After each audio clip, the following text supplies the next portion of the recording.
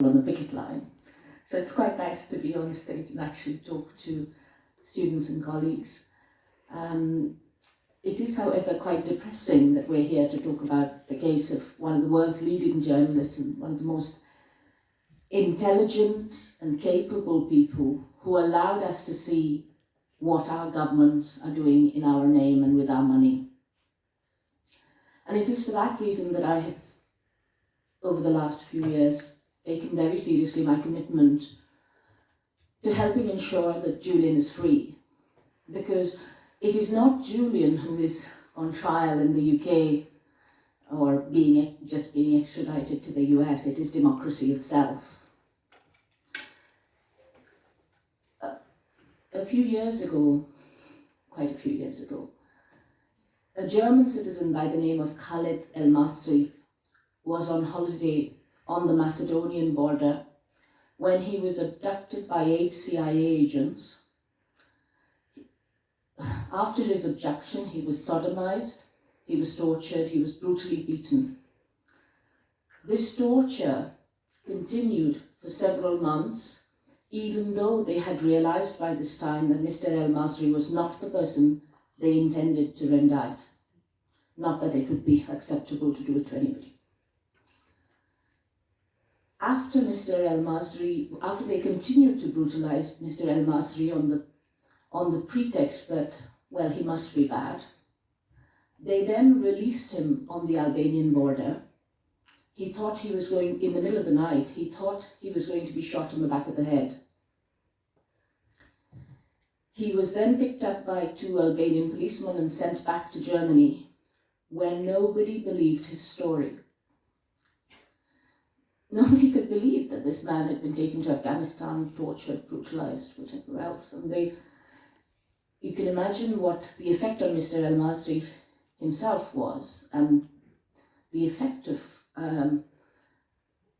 being an innocent person and you having your life kind of taken away in this way.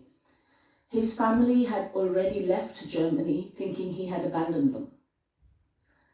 And as he tried to rebuild his life, the United States put pressure on the German government not to allow the case to be taken to its logical conclusion, not to allow for the CIA agents who were involved to be taken to task. It was only through WikiLeaks releases that Mr. El-Masri got a small amount of justice at the European courts. And had it not been for WikiLeaks releases, many people, including the 789 men who were Muslim men, I must be very clear about that, this was an Islamophobic act, the 789 Muslim men who were held at Guantanamo and brutalized and tortured, none of their stories would have been known to us. We would not have known that Guantanamo was a site of extensive waterboarding, sexual humiliation, beatings, torture, extreme sensory deprivation, where extremes of, not only there was extreme sensory deprivation, there were also extremes of heat and cold applied on people. Boys as young as 14 were held at Guantanamo. And this year, about a week and a half ago, we commemorated 20 years of Guantanamo.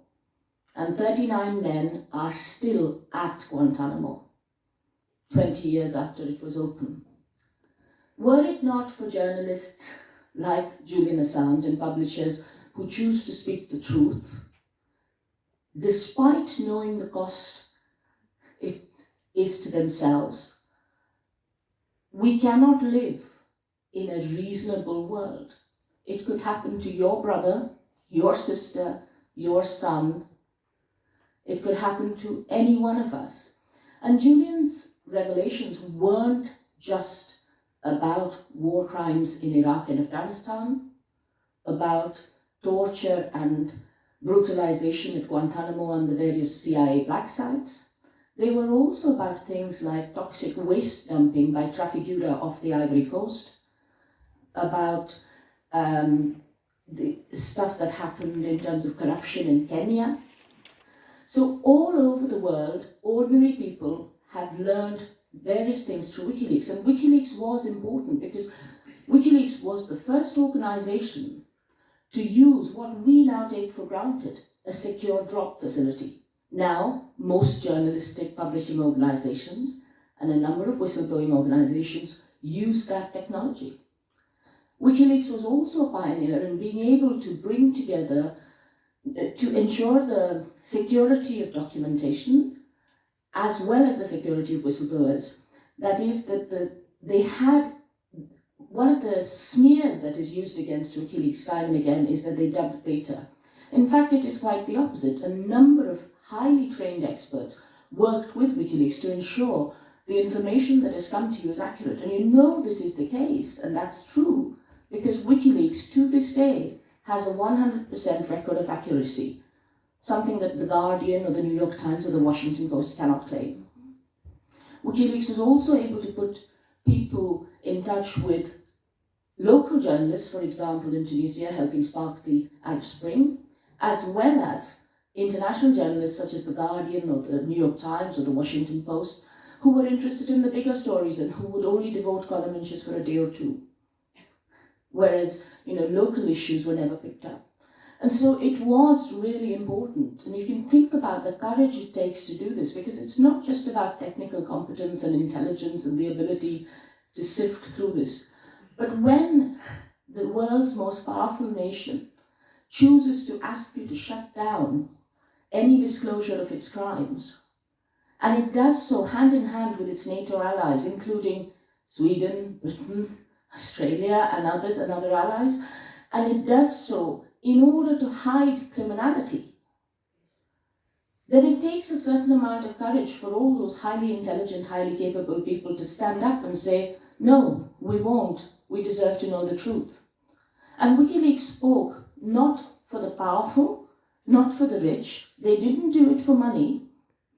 They didn't do it for prestige.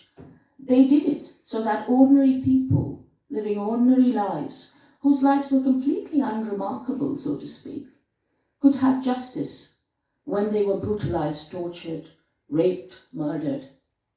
And so it is really important that when they showed that courage, we show the courage to stand with them, because courage, as Julian said, is contagious. And it is through his courage that a number of us today choose to stand here and say, we stand with WikiLeaks, we stand with Julian. And I'm glad to be here to show some measure of solidarity in a practical way. And I'm glad to be at the courts as a legal observer, thanks to the Haldane Society, on whose behalf I don't speak today, but who helped me to participate in these conversations.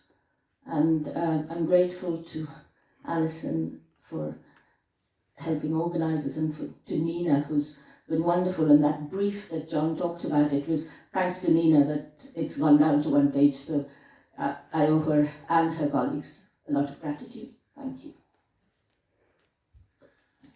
Deepa, thanks very much. And the final person to contribute from the stage at the beginning of the meeting is